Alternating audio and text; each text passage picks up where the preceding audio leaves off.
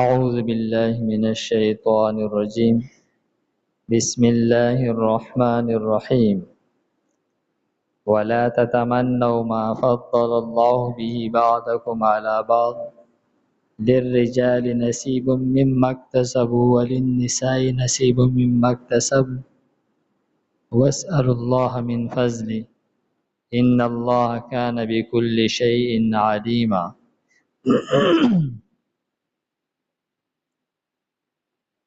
مخکې آیت مبارکه کې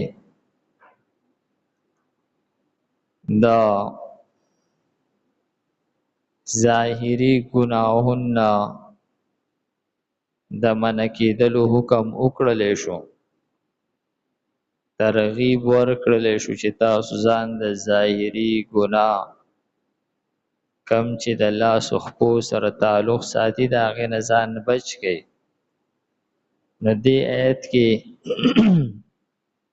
د باطني ګناه چې حسد دی د زړه سره تعلق ساتي د هغې نه منع کولی کېږي، او یو ربط دا هم دی چې دغه د لاسو خپو ګناهونه هله سره زدیږي چې کله په زړه کې حسد، نفرت او بغض پیدا شي، دای د وجې نه دغه د لاسو خپو ګناهونه صادریږي. نو فرمای ولا تتمنوا ما فضل الله به بعضكم على بعض، تاسو تمنا او ارزوګانې مکوئ د هغه نعمتونو کم نعمتونو سره چې الله تعالی غوروالی ورکړی دی ځینو ته په ځینو باندې.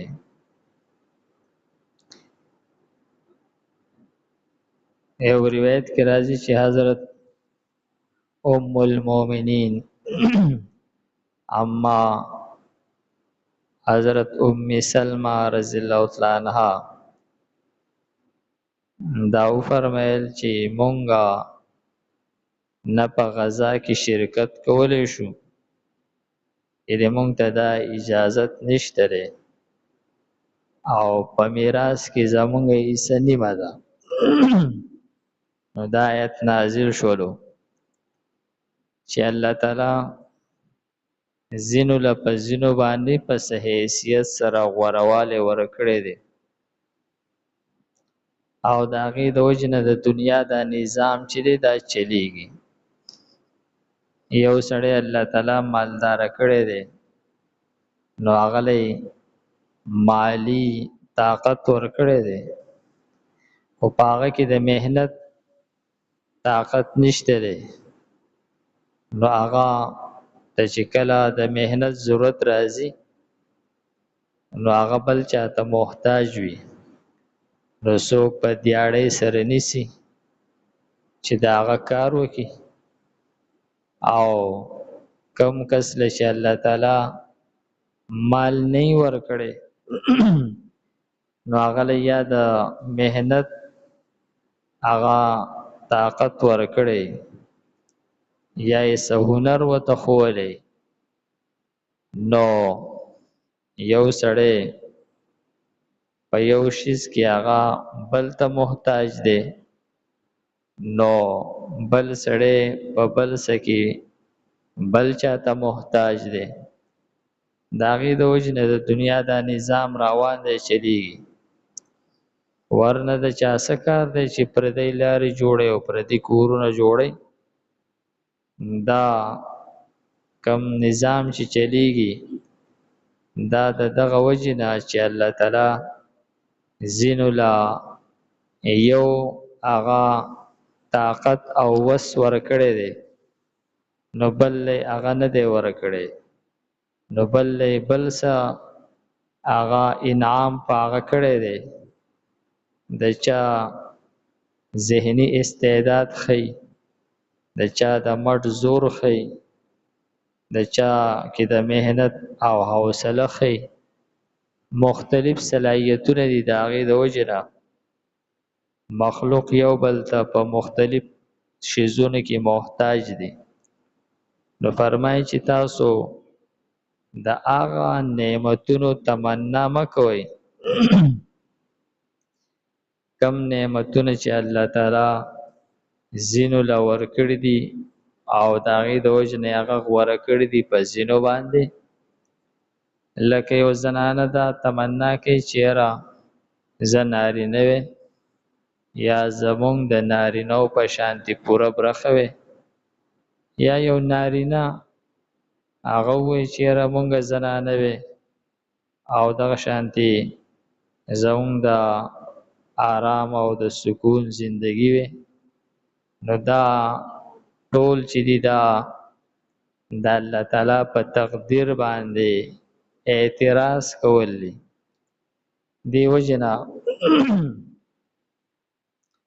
هر هغه کار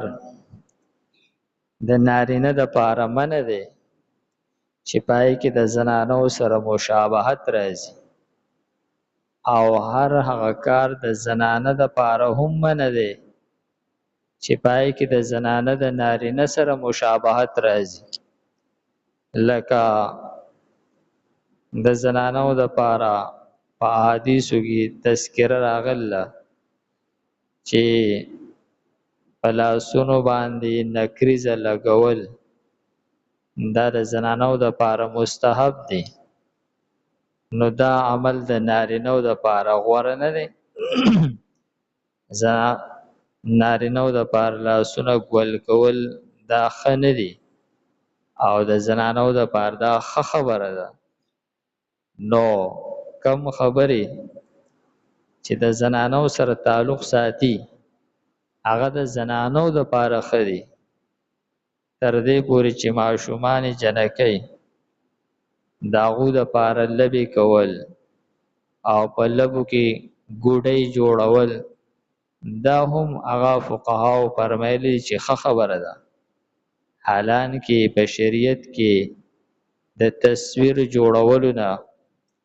د بوتانو په جوړولو باندې ډېر سخت وعید راغلی دی، خو د ماشومانو جنکو د پاره دا ذکر روا کړی دي چې دا د هغوی د فطرت سره هغه مطابقت لري او دا د هغوی په فطرت کې ترقی پیدا کوي او دغه ماشومان بیا په عملی زندگی کې هغه ښه کردار ادا کولی شي په مقابله د هغه ماشومانو جنکو کې چې هغه د هلکانو لبې کوي، د هلکانو په شانتي هغه طور طریقې کوي. نو د هغوی مزاج بیا پای کې اکړپن راشي، هغه یو ښه کور بیا نشي آبادولی، نه بیا د بچو په سنبالښت پوهېږي او نه بیا د کور په سنبالولو پوهېږي. نو فرمایي چې تاسو هغه تمنا مکوئ د هغه نعمتونو کم چې الله تعالی زینو لا په زینو باندې ورکړي دي. وللرجال او د نارینو د پاره نصیبون برخه ده مما د هغې نه اکتسبو چې دوی ګټلی دي. یعنی کدا یو نیک عمل دی، کدا هغه ښه اخلاق دی، کدا کسب دی، کدا په وراثت کې حصه ده او کدا د هغوی هغه فطرتي او قدرتی هغه صفات دي کم چې هغه دوی ته قدرت ورکړي دي. وللنساء او د زنانو د پار نصیب برخه ده مما د هغه سنه اکتسبنا چې دې زنانو ګټلې دي. هغه که د یو زنانه نیک عمل دی، حیا ده، پرده ده، او که هغه د زنانو هغه د پردې زندگی ده دا غوی د مهنت نه او د مشقت نه هغه محفوظ کېدل دي د بازارونو د شرمېدلو نه او د معیشت د بوج نه هغه د زنانو هغه بچ کېدل دي دغه ټول د زنانو د پاره چې الله تعالی کم نعمتونه خاص کړي دي یا دغه زنانو چې کم نیک اعمال کړي دي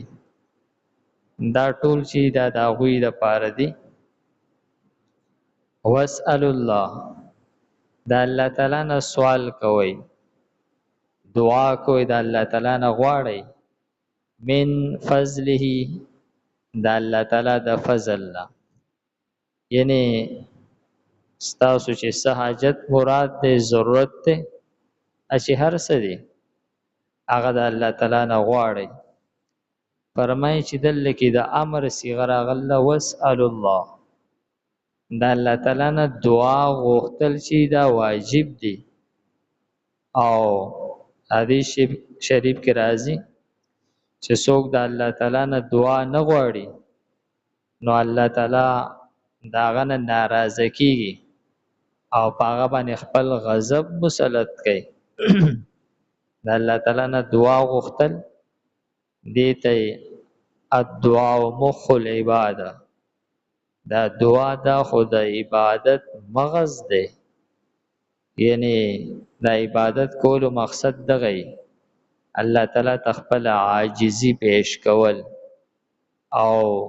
په دعا غوښتلو کې دغه عاجزی هغه په وافر مقدار کې موجود ده نو فرمایي چې تاسو د الله تعالی نه سوال کوئ غواړئ او حدیث شریف کې راځي چې تاسو هر څه د الله نه غواړئ تر دې پورې که تاسو د پیزار تسمه وشلیږي نو دام د الله تعالی نه غواړئ نو فرمایي د الله تعالی نه غواړئ د الله تعالی د فضل نه دغه تمناګانو کولو په ذل لانی ته دومره مال میلاو دی او ما ته خو نه دی میلاو لانی دومره ښه نصیب دی او زما نصیب نه دی ښه نو د پردي نصیبونه شمارلو پردي نعمتونو شمارلو څه ضرورت دی ستا چې څه حاجت دی د الله نه غواړه الله تعالی به پای کې ستا مصلحت ته ګوري کم شی چې ستا دپاره ښه هغه به درکوي کم چې تاله نه وښه دای په بدل کې به تاله هغه څه درکوي چې کم ستا دپاره ښی یا تا ته که فرض کې په هغه دعا باندې هیڅ میلاو نشي نو د دغې دعا اجر او ثواب دا بیا الله تعالی په آخرت کې ورکوي او فرمایي چې کله په آخرت کې الله تعالی یو سړي له د هغه دعا اجر او ثواب ورکړي کومه دعا چې د غوښتله او هغه نه وه قبوله شوې یعنی ظاهري طور باندې ده نه ولیدلي چې په هغې باندې دته څه میلاو شوي نه وو ګویا چې دعا خو هر یو قبلیږي لیکن دا ده چې یا په دنیا کې یا په آخر کې نو چې کومه دعا ده محسوس کړي چې د هغې څه بدله دته په دنیا کې